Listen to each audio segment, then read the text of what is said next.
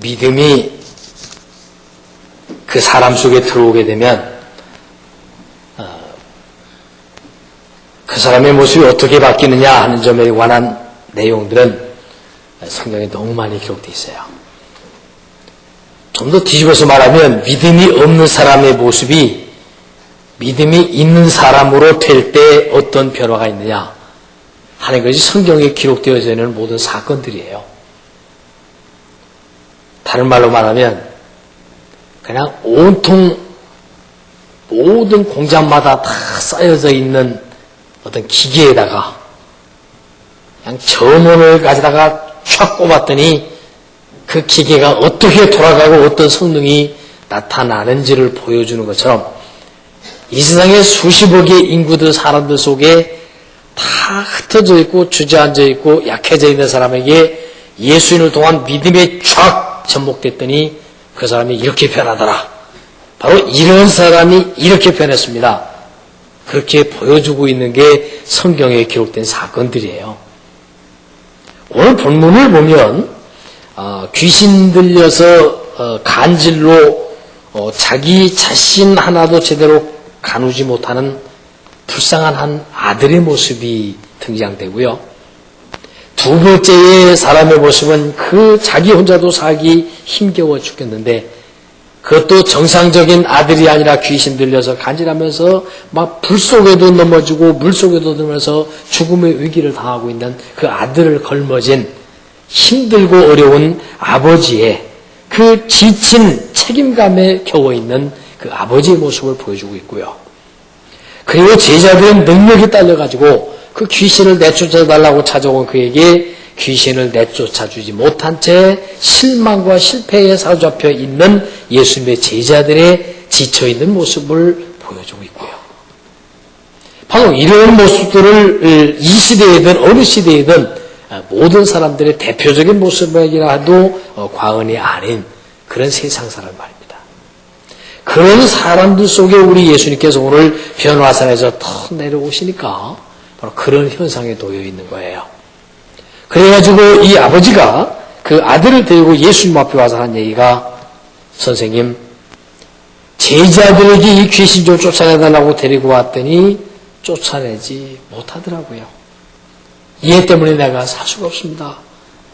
불에도 막 넘어져서 화상투성이고 물에도 넘어져서 죽기 일부 직결 때가 많습니다. 이 아이를 선생님에게 데려왔으니까 주님 얘 좀 고쳐주세요. 그랬더니 예수님께서 그곳에서 한 말씀 하시는데 무슨 말씀 하시냐면 그래 고쳐주마 그러고 즉시 고쳐주지 않고 꼭 한 말씀을 하셨어요. 믿음이 없는 패역한 세대요. 내가 언제까지 너희들과 함께 있어야 되겠니? 내가 언제까지 너희 믿음 없는 흐느적거리는 모습을 참아야 되겠니?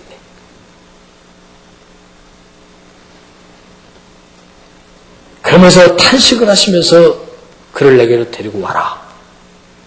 그리고 말씀하시면서 그에게 귀신을 쫓아내서 꾸짖어서 내쫓아버리니까 그 아이가 정상적인 아이가 됐고 그 아이도 무가치한 아이가 같이 있는 아이가 됐고 그 아버지도 무거운 짐을 해결했고 제자들은 밤중에 예수님에게 조용히 물어봤습니다. 주님, 우리를 왜 못 쫓아냈습니까?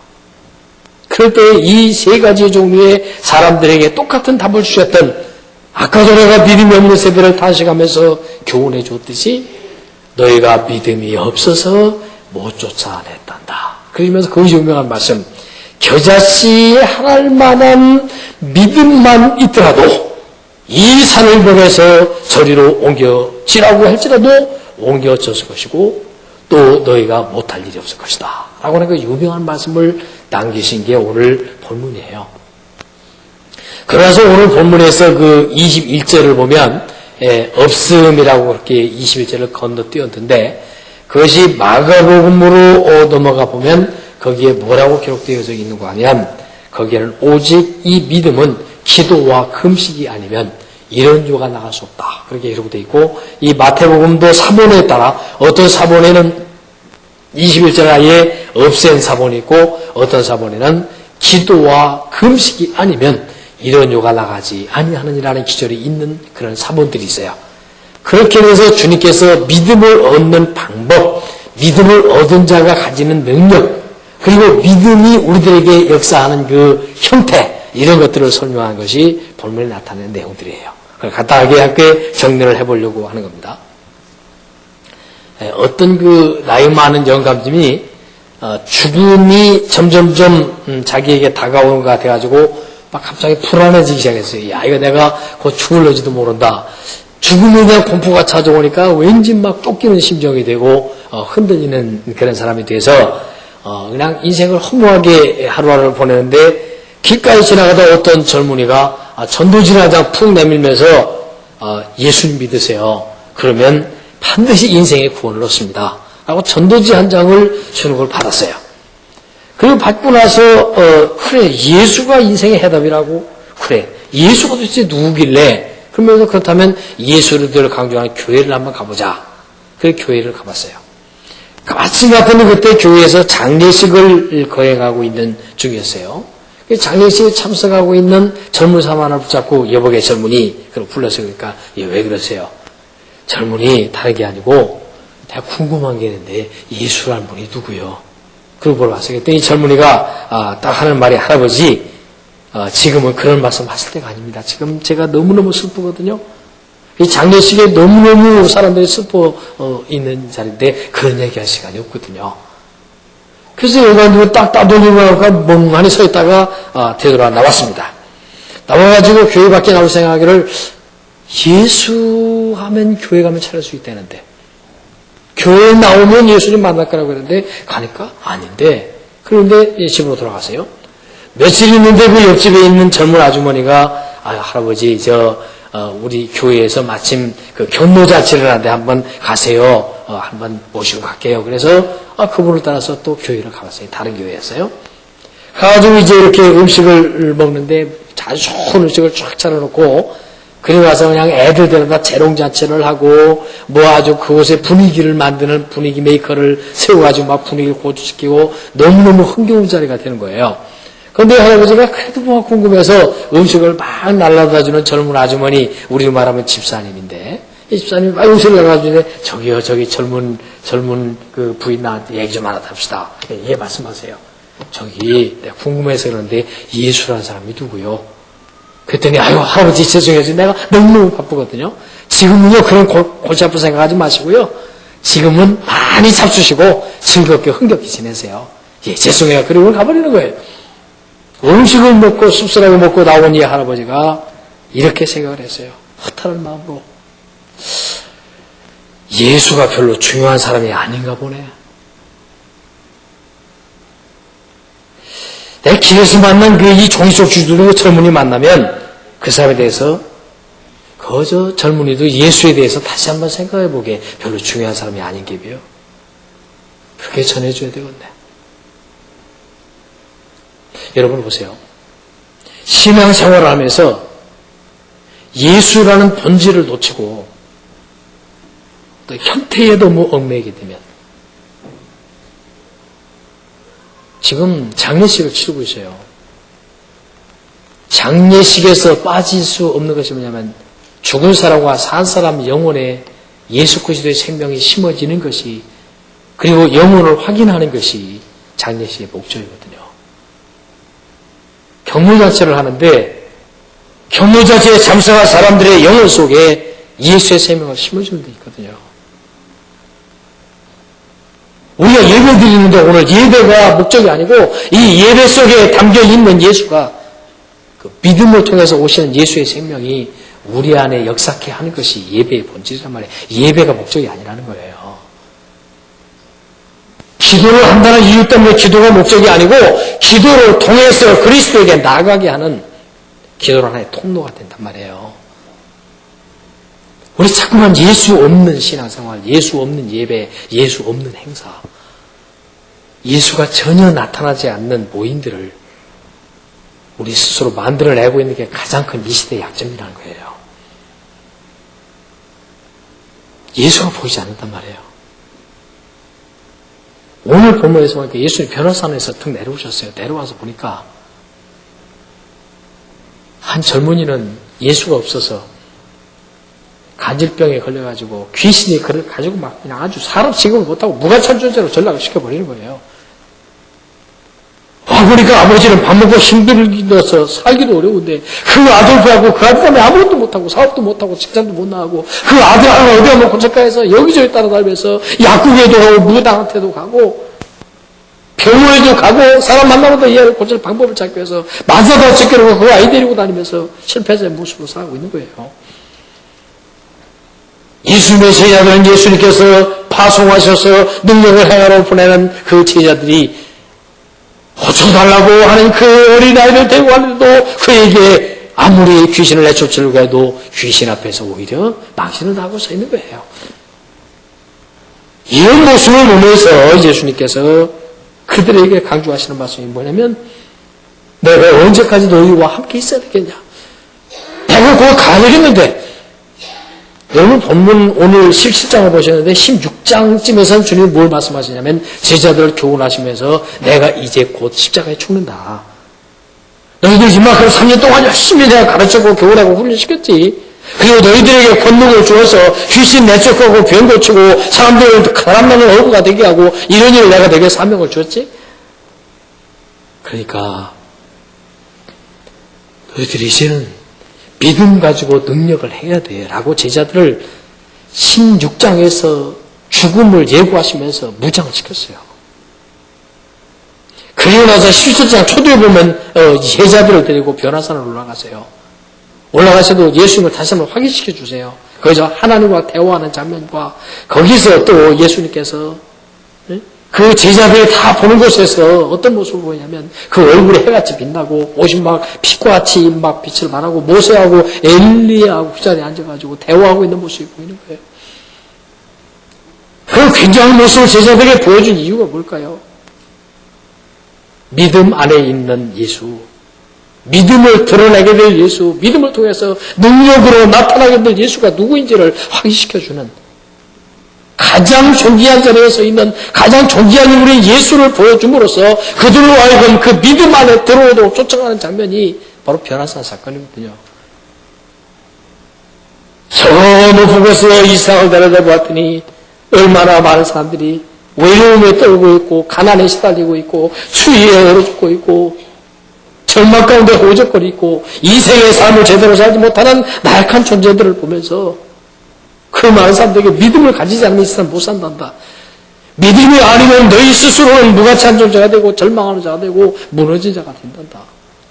믿음을 내가 너희들에게 주고 가느니 믿음의 방법을 내가 너희들에게 주고 가느니 믿음이 아니면 너희 인생은 절망하고 무가치하고 파괴할 수밖에 없다는 거예요. 내가 언제까지 너희들에게 같이 살아줘야 되냐니까요. 너희 스스로가 믿음으로 무장되고 와야지. 그 말이거든요. 이 어린아이가 사탄과 죄악의 그 한방의 공략 때문에 얼마나 비참하게 농락하고 있는가를 보여주는 거예요. 죄악은 처음에 바이러스처럼 조그맣게 접근해 왔다가 이 죄악이 그 속에서 그를 먹고 자라나게 되면 그 죄악이 다 먹혀버리는 거예요. 사탄이 처음에 아주 그릇하게 접근해 와서 그를 아주 편안하고 행복하게 해주는 것 같이 접근해 와가지고 그를 완전히 사가버리게 하고 무너지게 하는 것이 사탄이거든요. 이 어린 아들에게 사탄이 접근해 와서 사탄의 그 죄악과 나약성의 질병의 공략 하나로 인해서 그 아이가 비참하게 인생이 무너지는 거예요. 개인의 삶 하나도 제대로 감당하지 못하는 존재로 전락해버리고 마는 거예요. 이 인생이에요.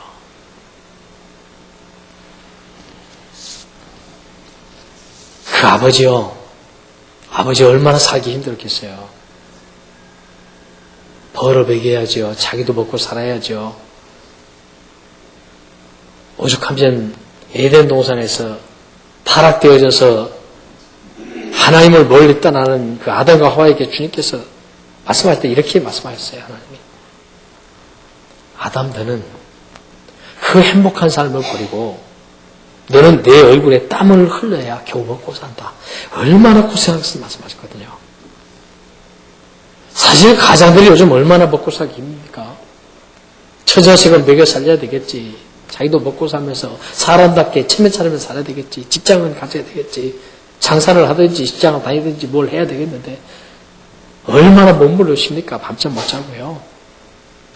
쉴 때 제대로 쉬지 못하고요. 얼마나 살기가 힘들고 고달픕니까? 기계처럼 그냥 매일매일 시간이 반복되어지고 잘했느니 잘못했느니 끝없는 그 고통 속에서 얼마나 마음고생이 많고 육체의 고생이 많습니까? 그렇잖아요. 그런데다가 자식이라도 좀 건강해졌으면 좋겠는데 자신동을 맞고 온갖 그냥 가장 저주스러운 사탄에 들려가지고 귀신이 그를 끌고 다니면서 절망스러울 때 그 아이를 부여하고 있는 그 아버지의 심정을 여러분 생각해 보십시오. 처참하게 부서지는 그 자식을 쳐다보면서 전체적으로 흔들리는 가정을 들여다보면서 자기마저도 초심을 잃고 있는 이 아버지의 이 심정이 얼마나 심각합니까? 점점 사회가 버거운 시대를 우리가 살고 있죠. 그죠? 농경사회 때는요, 그냥 비 오면 농사 짓고, 비 안 오면 감자 심고, 그저 입에 풀칠하고 살면 됐었어요. 그건 누구나 할 수 있었어요. 육체에 힘만 있으면 됐었어요. 그런데 그것이 점점점 공업화가 되어지면서 기술을 배워야 되고, 기술 문명에 접근하지 못하면 아무것도 쓸모없는 사람으로 점점 전락해요. 인간이 만들어 놓은 문명에 인간들이 거기에 적응하지 못하면 쓸모없는 존재로 전락하는 거거든요. 그러더니 어떻게 되죠? 그 다음에 산업화가 되면서 이 조직경제가 이루어지게 되죠. 그 조직 속에 한 사람으로서 조직 속에 함께 맞물려 돌아가지 않으면 그런 제외되는 사람, 버림받는 사람이 되는 거예요. 21세기가 되어지니까 첨단화가 돼가지고 이 최고의 첨단 속에 올라가니까 이건 뭐 이해도 못하고 따라가지 못하고 적응하지 못해가지고 바보들이 많이 생기는 시대가 오는 거예요. 갈수록 먹고 살기가 힘들고요. 갈수록 사회생활을 하기가 힘들고 자꾸 뒤떨어지기 때문에 열등해지는 사람이 점점 많아져가는 시대를 살고 있잖아요. 이런 시대를 생각해 보면서 이 무력한 아버지, 나는 한계에 와서 자신마저 이렇지 먹고 살기도 힘들지 처절히 무너져가는 가정과 노장한 자기 자신을 놓고 얼마나 괴로워했겠어요. 막 제자들에게 데리고 와서 얘 좀 고쳐달라고 사정했어요. 제자들을 믿고만 곁에 못 고칩니다. 예수님께 마지막으로 찾아온 그 아버지, 얼마나 그런 예수님을 고쳐주실 때 감격으로 기뻐 뛰었을까요? 상상 한번 해보세요. 귀신이 탁 나오고 나니까 이 아들놈이 너무너무 멋진 아들로 변하는 거예요. 자기 자신이 큰 짐을 벗어버리는 거예요. 예수, 그가 나에게 해답이고 내 자식의 해답이고 우리 가정의 해답이고 이 사회의 해답이구나.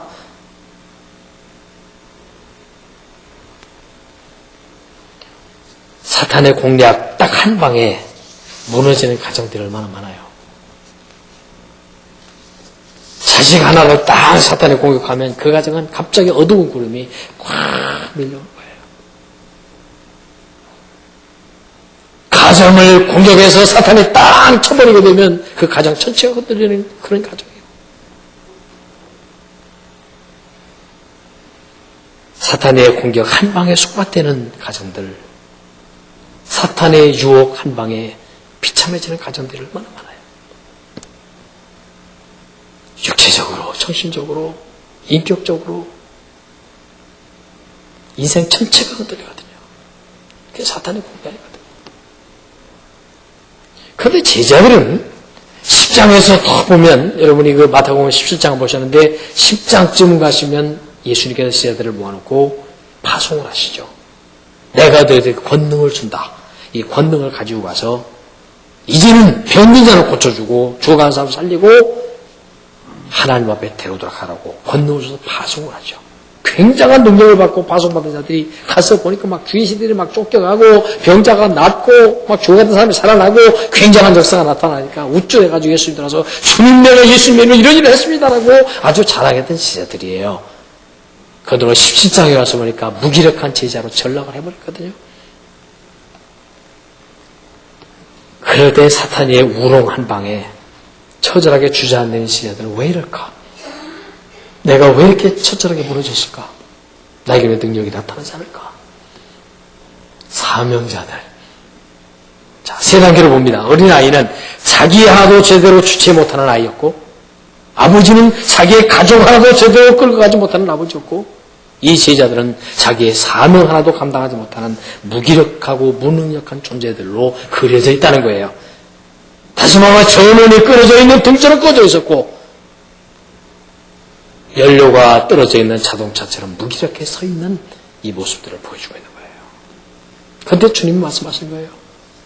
야, 나는 능력의 원천인데 내게서 모든 능력이 나오고 나를 통해서 내가 변화되고 나를 통해서 영적인 회복이 되어지는데 나와 내가 하나가 될 수 있는 방법이 있다고 한다면 바로 오늘 21절에서 기도와 금식이 아니면 이런 이유가 내게 나갈 수 없다. 그렇게 말씀하고 있거든요. 기도가 씌워져 있는 영혼은 스위치가 내려져 있는 전등과 같다고 그랬어요. 깜깜하거든요. 영혼이 깜깜하고 영력이 떨어지고 얼굴이 어두워지고 삶에 활력이 없어진다는 거예요. 왜? 기도로 통해서 능력이 덧입혀지지 않았기 때문에 말이에요. 금식을 하지 않는 기도, 금식을 통해서 강력한 하나님의 능력과 예수님의 능력이 접목되어야 될 사람들이 하나님의 영역을 다 잃어버리고 나니까 다 그냥 처참한 사역대로 쓰러져 있는 오늘 예수님 앞에 놓여 있는 이 세 사람들의 모습과 같은 모습이 우리들에게도 나타나고 있다는 거예요. 어떤 실화집을 보니까 거기에 그 줄리라고 하는 어떤 할머니 얘기가 기록되어 있는데 실화입니다. 그 얘기를 보면서 그래 맞아, 그게 우리의 모습이지. 이 할머니가 너무 가난해가지고 외롭고 가난에 시달려가지고 추운 겨울에만 얼어 죽었어요. 너무 가난해서. 그래서 시청에 직원들이 와가지고 장례식을 치러줬어요. 그래서 그의 생활하던 그 짐들을 다 정리하기 위해서 다 낡아 빠진 정말로 쓰레기 같은 물건들을 다 정리하면서 이제 싸서 갖다 버릴 걸 버리고 처리하는데 다 낡아 삐걱거려 침대 밑에 보니까 이렇게 피리 같은 것들이 뭐 한 5개가 이렇게 막 대동량이 쳐 있어요. 이건 뭐지? 그리고 시청 직원 중에 음악을 좀 하고 악기 다루는 사람이 경우다가 깜짝 놀랐어요. 풀리웃인데 그 풀리웃이 세계에서 한 10개 정도밖에 손꼽히지 않는 유명한 그 제작자가 만드는 풀리웃인데 그 풀리웃이 쌓이기 전에 5개가 그냥 녹슬어서 뒹굴고 있는 거예요. 침대 밑에. 시청 직원은 그걸 가져다가 감정을 받아가지고 경매하려고 내놓으니까 그 금액이 자그마치 수백만 달러가 됐어요. 우리가요, 예수 그리스도가 내 침대 밑에 예수 그리스도가 나하고 별도로 떨어져 있으면 아무 의미가 없다는 거예요.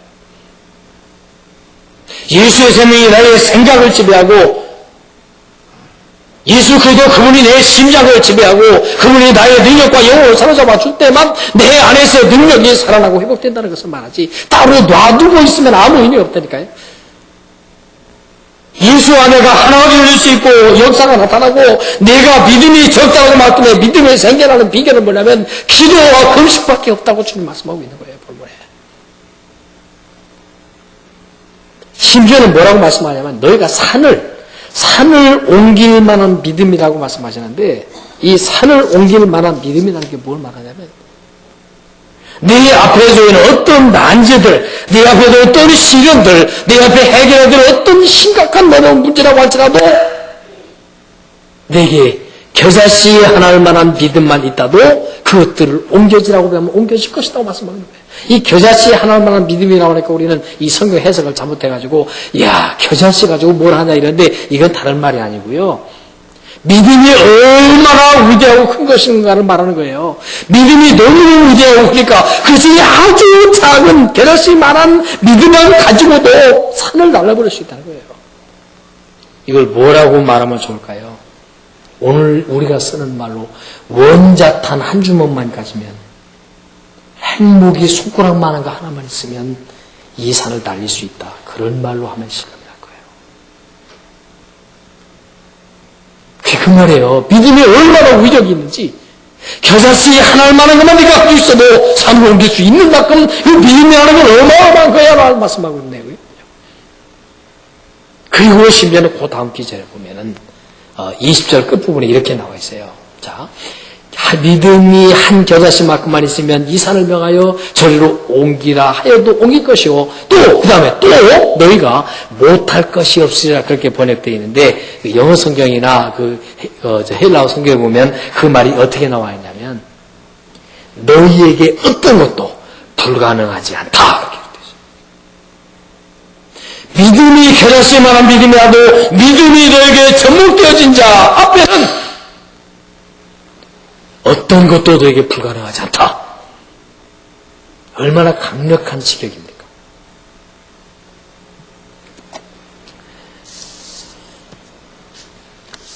나이가 24살 때 폐결핵에 걸려가지고 침대에 자그마치 13년간 누워있었던 처녀가 있었어요. 인생의 황금기인 24살 때 그때부터 13년 동안이니까 37살까지 침대에 누워서 활동 못하는 처녀였어요.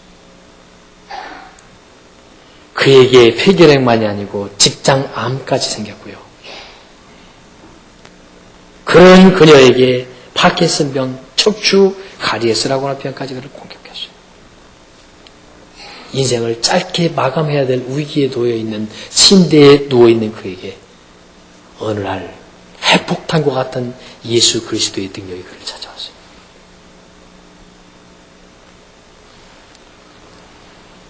그가 인생을 고민하기 시작했어요. 왜 이렇게 몹쓸병이 인간에게 오는가? 이를 몹쓸병과 저주 속에서 살아남는 방법을 무엇이고 어떻게 살아가야 하는 것인가? 이 병을 고치는 것이 나에게 능력이냐? 이 병을 있음에도 불구하고 극복하는 게 더 위대하냐? 이 병 속에서 병이 없는 자의 살아가는 모습과 병이 있음에도 불구하고 더 훌륭하게 살아갈 수 있는 방법은 뭘까? 원죄와 하나님의 사랑에 대한 깊은 관심을 가지고 고뇌하다가 글을 쓰기 시작했어요. 그 글이 나중에 아사히 신문에서 소설 공모해서 당선돼가지고 이력 최고의 작가가 됐던 빙점의 작가인 미우라 아야코의 얘기예요. 그는 이렇게 말합니다. 내가 믿음에 감전됐을 때 정말로 쓸모없는 쓰레기처럼 누워있는 이 죽음을 기다리고 있는 이 허약하고 나약한 존재인 나의 영혼 속에 예수의 믿음이 나에게 감전됐을 때 나의 영혼은 죽음이 문제가 되지 않았던 거예요. 나의 영혼은 저주가 문제가 되지 않았던 거예요. 내 속에서 영혼에서 쏟아져 올라오는 예수에게 감전되는 믿음을 통해서 쏟아 나오는 이 능력이 나를 사로잡았다는 거예요.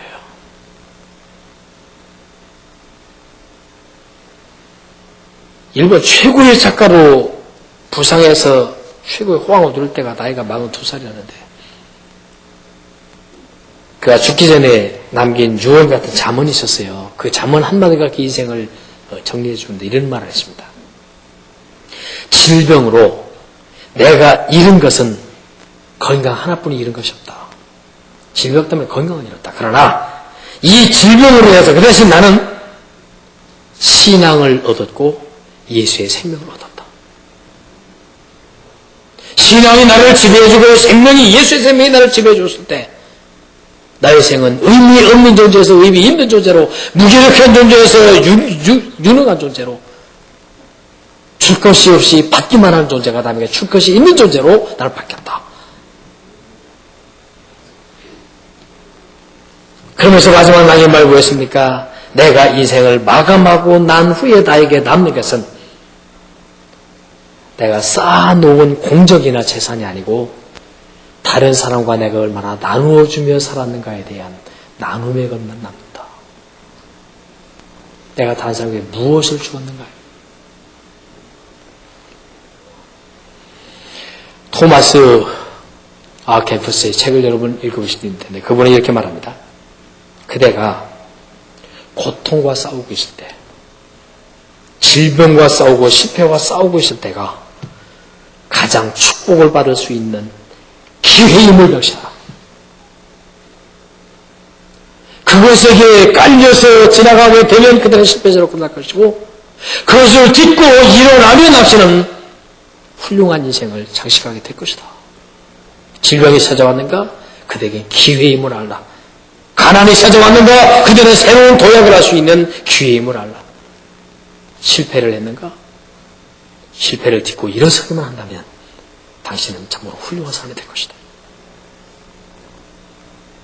그게 토마스 아 캠피스가 한 말입니다. 오늘 이 사람들에게 정말로 처참하게 인생 이하의 길을 걸어가고 있는 이 불쌍한 어린 소년에게 예수 그리스도의 능력이 믿음을 통해서 감전될 때 그 아이는 새 생을 출발했고 정말로 감당하기 어려워서 장애의 자식을 두고 있는 아버지의 그 처절한 심정은 예수 그리스도로 말미암아 인생이 새롭게 회복되어지는 새 인생이 출발된다. 이 장애자의 자식을 둔 그 부모의 심정이 정말 가슴 저리기에 왔던 때가 한 번 있었는데요. 잡지나 신문이나 TV에서도 봤던 일인데 우리 교회 그 권사님 중에 김태수 권사님이라고 소천하신 지가 지금 몇 년 되는데 그분이 그 장남이 6.25 전쟁을 치르면서 그 당시에 막 3살, 4살 됐던 아들이 장남이 그만 너무 영양실조로 눈을 실명해서 평생을 안 보이는 분으로 살죠. 그런데 그분을 이 권사님이 평생 다른 아들, 다른 아들 다 결혼해서 따로 사는데 이 권사님이 평생을 이 큰아들과 함께 살다가 소천하셨는데 마구 신방하면서 그분이 한마디 했던 말이 지금도 내 가슴을 적셔요. 목사님, 나는 내 저 아들 때문에 눈을 못 감습니다.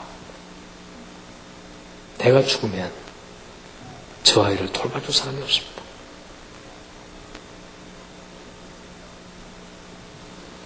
가슴에 평생을 안고 사는 부모의 심정. 내가 죽으면 저 아이가 차라리 나보다 먼저 죽으면 좋은데 나보다 더 오래 살 텐데. 그 권사님이 그 가슴 저리게 했던 그 말씀이 지금도 마음이 아파요. 이게 부모의 심정이거든요. 이 막 귀신 들려가지고 간질을 하면서 물속에도 막 뛰어들고 불속에도 막 쳐들어가고 화상으로 뒤번킹고 물속에서 다 죽은 걸 끌어내는 이 아들을 부여하는 그 아버지의 심정이 얼마나 힘들고 지친 무력한 인생이었겠어요. 방법이 없는 인생이었죠. 예수 그리스도가 그 아들과 그 아버지에게 예수 그리스도의 능력을 제자들에게 임했을 때 인생이 완전히 달라질 수 있었다는 것을 보여주는 게 오늘 본문이에요. 얘들아, 언제까지 믿음 없이 살래? 언제까지 사탄에서 농락하며 살래? 언제까지 처참한 아들의 모습으로, 언제까지 흐리적거리고 감당 못할 아버지의 모습으로, 언제까지 능력 없는 껍데기만 붙잡고 있는 제자의 모습으로, 사명자로 그렇게 살다 죽을래? 내게 믿음이 켜져질 만큼만 들어간다고 해서 인생이 확 달라질 수 있는데 언제까지 믿음 없이 그렇게 살다가 죽을 거야?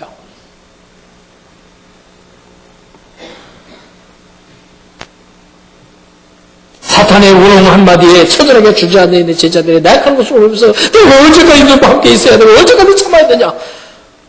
나하고 떠나야 되는데 나 이제 곧 십자가에 못 박혀 죽고 하늘나라로 가야 되는데 너희들에게 남겨놓고 가는 것은 나와 너희의 관계를 이어주는 믿음이고 그 믿음을 연결해주고 살 수 있는 방법은 기도와 금식인데 너희가 기도하지 않고 금식하지 않고 믿음을 통해서 나의 능력을 받지 않고 그렇게 흐뭇적거리는 너희들을 놔두고 내가 떠나야 되는데 언제까지 너희들에게 있어줘야 되냐 말이야.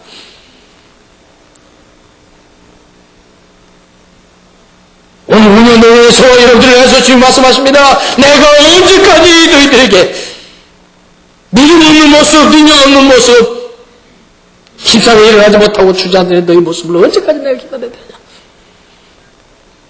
기도하라 그러면 내 능력이 너에게 임할 것이고 금식하라 그러면 내 능력이 너희 온성에 들어갈 것이고 내 능력이 내 믿음을 통해서 너를 사로잡으면 저기에 감전된 사람처럼 너희 인생은 달라질 것이다. 언제까지 그 주저앉아 있을래? 인간의 수단으로, 인간의 잔머리로, 인간의 계산자라는 모습으로 내 지식으로, 내 판단으로, 내 경험으로 언제까지 그렇게 살다가 꺼져버려라. 그거 안 가진 사람이 어디 있냐? 너만한 지식 없는 사람 어디 있고, 너만한 경험 없는 사람 어디 있고, 너만큼 야무지지 않은 사람 어디 있어, 이 땅에. 너 이상의 능력이 내가 너와 함께하리니, 내 능력이 너희 속에 들어가지 말이니, 겨다시 말한 믿어야 내 가슴에 간직한다면 내게는 놀라운 새로운 역사가 일어날 것이라는 말씀이 오늘 본문에서 주어지고 있는 진정한 의미란 말이에요.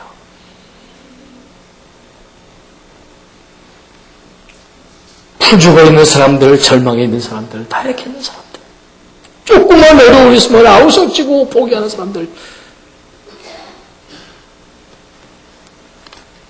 그저 우리 이상현 목사님하고 차를 타고 전자랜드 좀 갔다 오다가 방송을 듣는데 황수관 박사가 방송에 초청돼가지고 인터뷰를 하는데 정말 시원해서 참 감사했어요.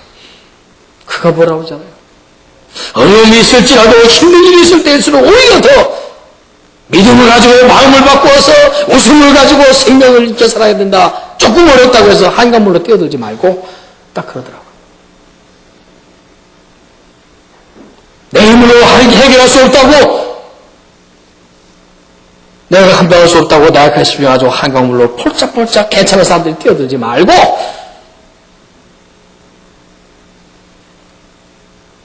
믿음이 있느냐 없느냐의 차이가 그렇게 차이가 난다면 오늘 저와 여러분의 주님은 이 주일에 찾아오셔서 이렇게 말씀하십니다. 인생의 삶에 오염되어져서 약화되어진 사람들아, 틈만 나면 주저하지 말고, 틈만 나면 회치하지 말고, 인간의 잔머리 굴려서 지 마음대로 가지 말고 나에게로 와. 내가 너희를 쓰게 할 것이다. 내가 너희를 능력 있게 할 것이다. 내가 너희 인생을 바꿔줄 것이다. 내가 너희 인생을 좀 더 한 단계 높여줄 것이다. 내가 너희를 손을 잡고 놓아주지 않을 것이다.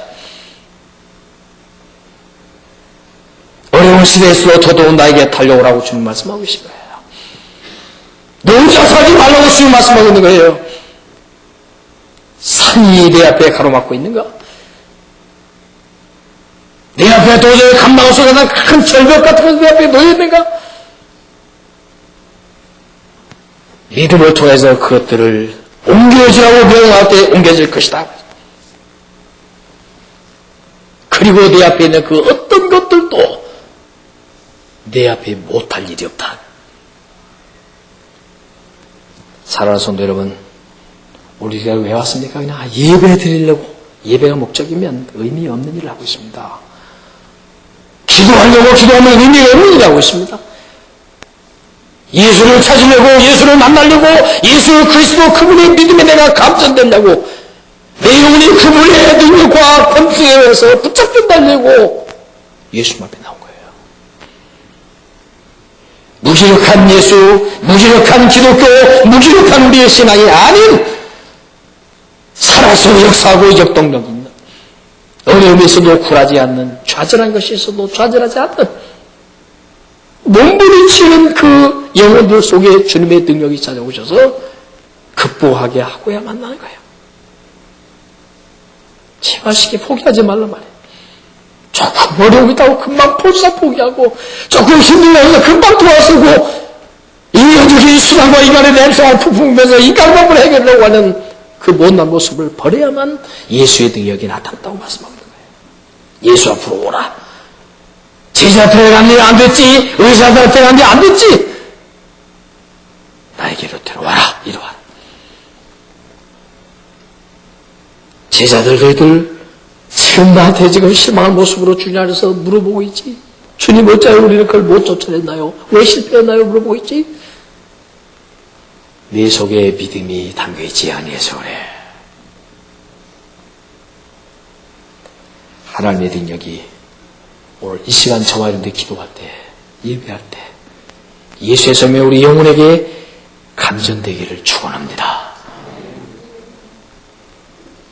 독립되어서 홀로 서 있고 예수가 따로 있는 존재에서 예수와 내가 합해지기를 축원합니다. 예수 그리스도에게 자식도 맡기고, 예수 그리스도에게 나의 생애도 맡기고, 예수 그리스도에게 우리의 모든 것을 맡겨드릴 때 주님으로 인해서 해결되어지는 놀라운 축복이 함께 하시기를 예수 그리스도 이름으로 간절히 축원합니다. 기도하겠습니다.